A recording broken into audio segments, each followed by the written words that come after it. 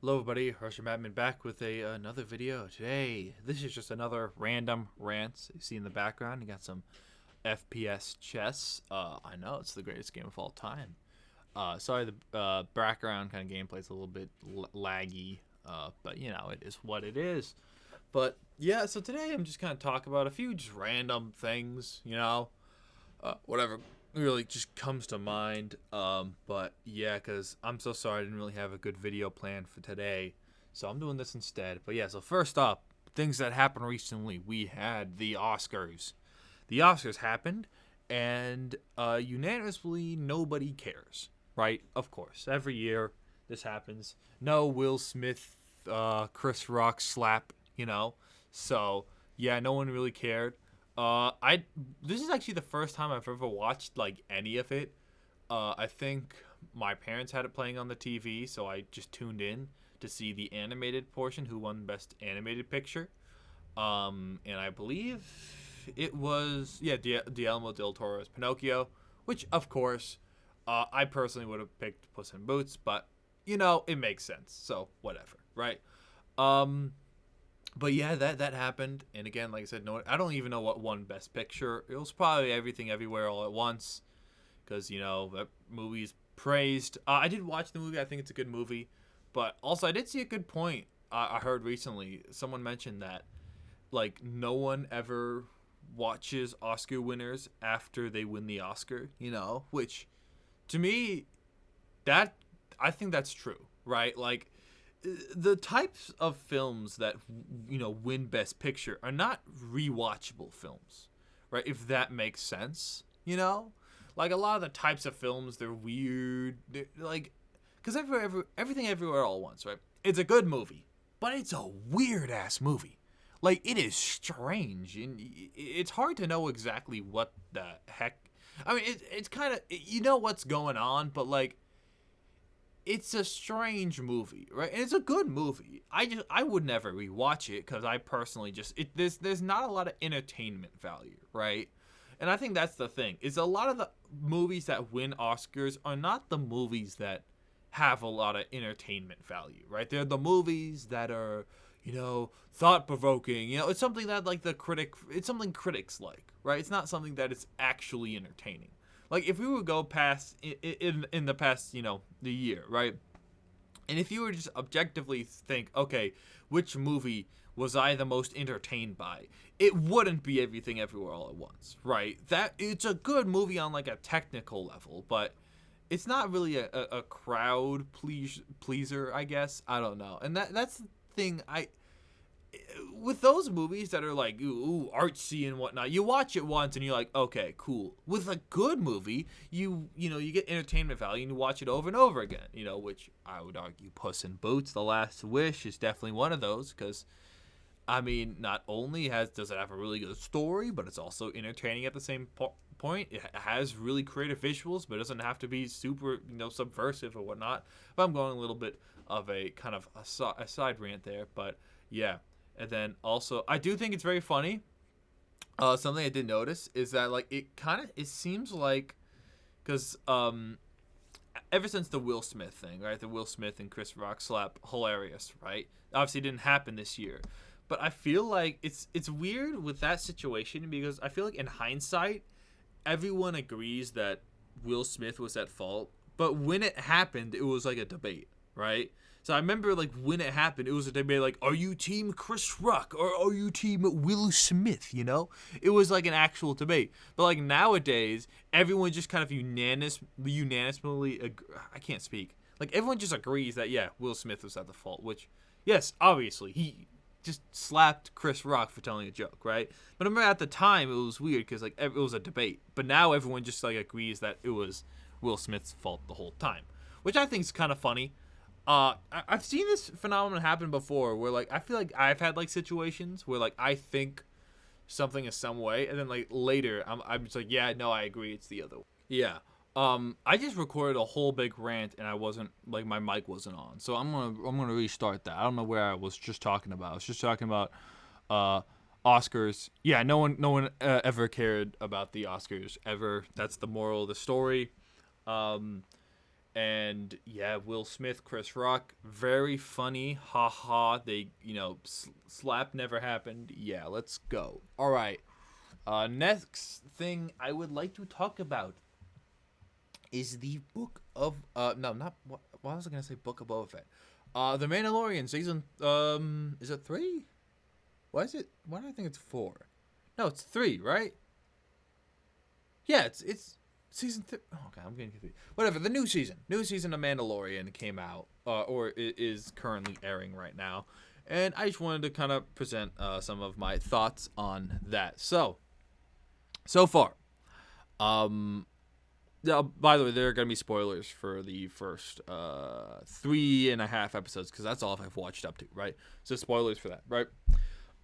First off, episode 1, completely pointless. It is utterly, incredibly pointless. I wasn't expecting it to be that good, because I've heard from some people that episode 1 isn't that good, but I was not expecting episode 1 to feel utterly and completely pointless. I don't know, like, you don't need to watch episode 1 at all, almost. Like, it is baffling kind of how pointless it is. So, if you don't know the plot of episode 1, it's basically the whole plot of episode 1. It's the Mandalorian trying to bring back IG-11 because he needs to go to the mines of Mandalore, right, to redeem himself. This is kind of established in a Book of Boba Fett, which I'm going to talk about that in a second. Although I've had a completely separate rant about Book of Boba Fett, I'm going to bring that up in just a second, right? Because this is a point I have, right? So the whole point of this is he wants IG-11 back because he wants a droid to accompany him when he goes to Mandalore, because the air is supposed to be toxic, and they need to do analyzations on the on the surface of Mandalore. Okay, so he's determined that he needs IG-11 specifically. You can't just get any other droid. He needs IG-11. So he goes to the planet with that one dude, Grief Karga, I believe his name is. I'm not quite so sure. So he goes to that planet, and he's like, he's like a king now and whatever, right? It feels like every single side character is becoming their king of their own nation, right? You got like Boba Fett's the king of the Katinas. Ooh, I don't remember, right? So he goes there, right? And he's like, I need IG-11. He's like, but he's destroyed. We try to bring him back. So no, let me try to bring him back. So he like takes apart the statue where IG-11 is. And then he like tries to fix IG-11. IG-11 comes to life, but then he crushes him with a statue because he didn't have his original programming, and he just tries to kill Grogu, right? So he crushes his head with a statue. And he's like, oh, okay, IG-11 is done now. He's like, no, I must fix him. So he brings him to these other guys. He's like, hey, can you fix him? He's like, no, can't fix him. He's like, but I'm not taking no for an answer. You must fix him. He's like, oh, okay. If you get this one part, maybe you could fix him. He's like, okay, I'll get you that one part. So like the whole time, like I said, Grief Karga offering is like, hey, I could just like, get you a droid. Like it's like it's no big deal. Like, you don't need this droid. He's like, no, I need this droid. Right? He's super determined.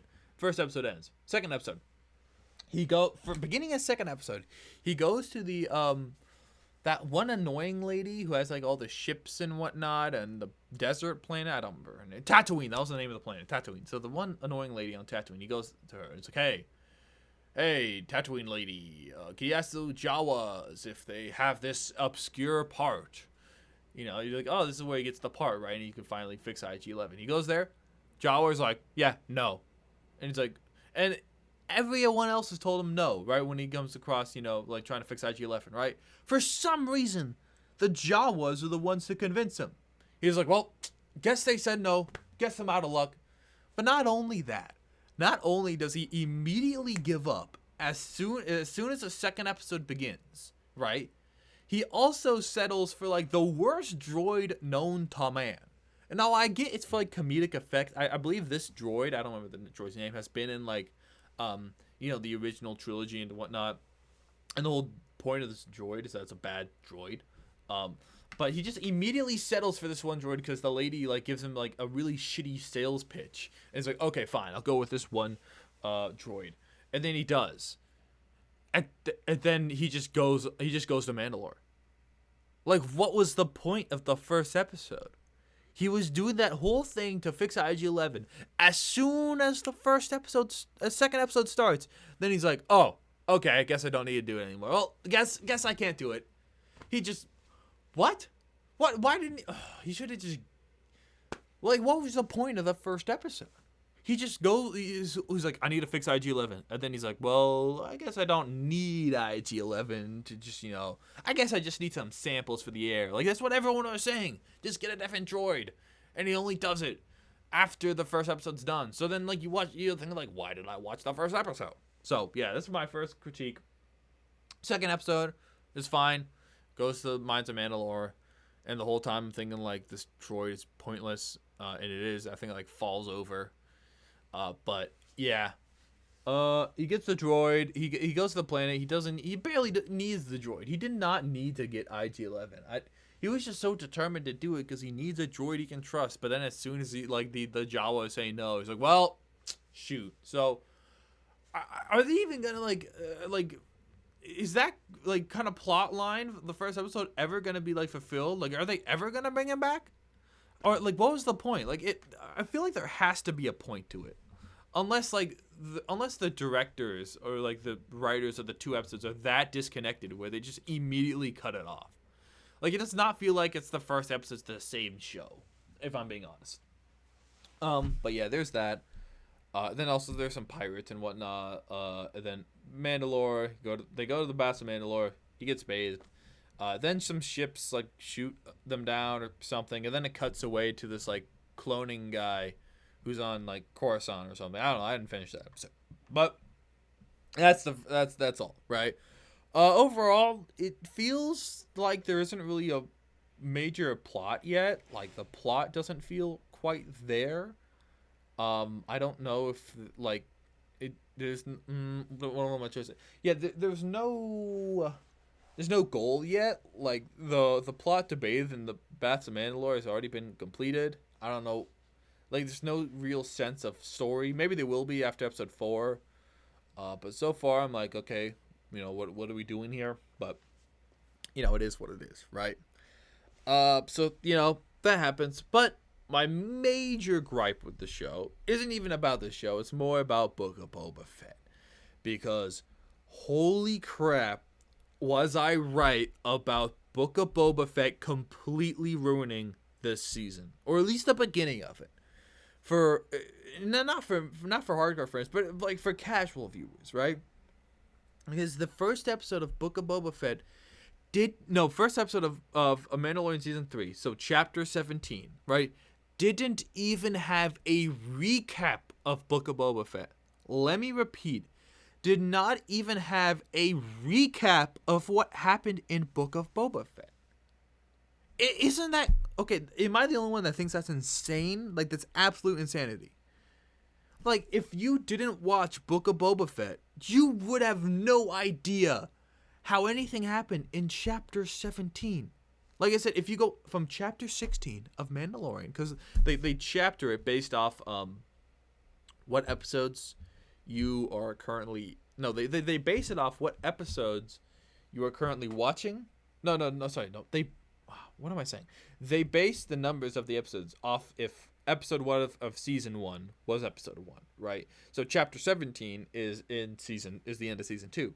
Chapter 17 is the beginning of season 3. Chapter 16 is the beginning of it's the end of season 2, right? So you go from the end of season 2, 17, and then you go from 16 to 17. There's a complete disconnect.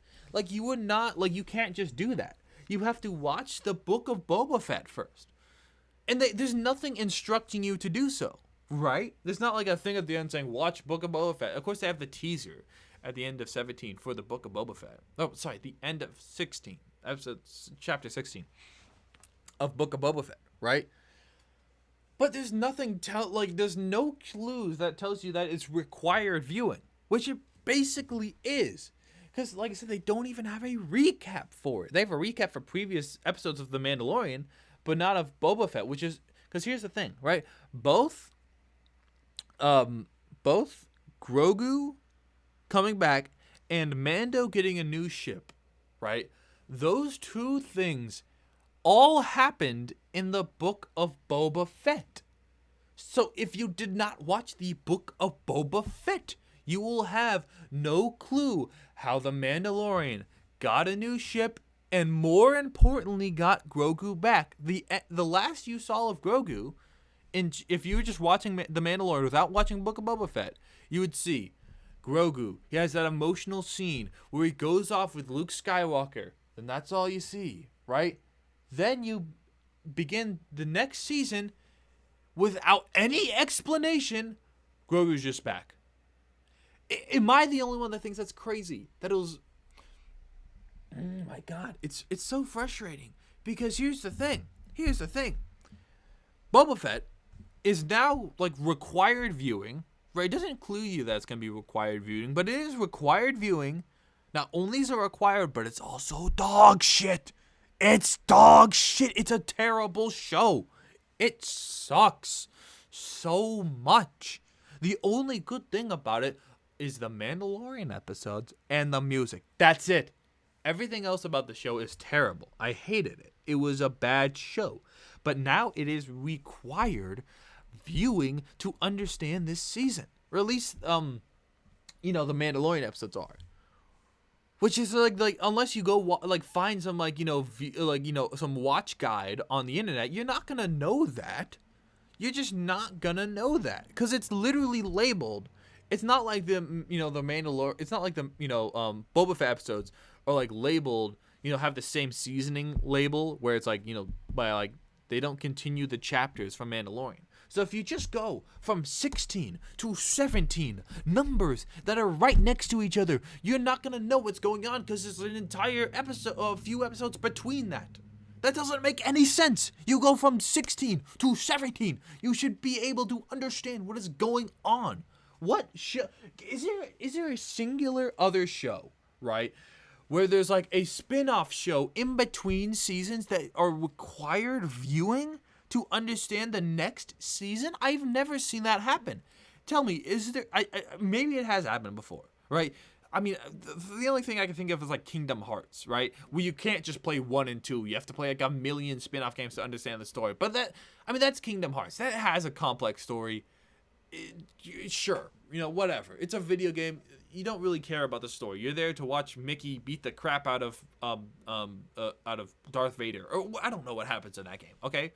But this it convolutes it. It just makes it a less good viewing experience.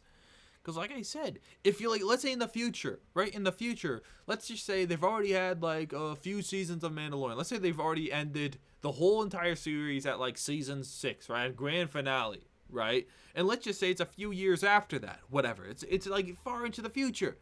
And then, someone who hasn't watched The Mandalorian, like, hey, I would recommend watching The Mandalorian. It's this older show, but it was pretty good. It's the last Star Wars thing before Disney went bankrupt and got bought out by Adam and Eve's, the store.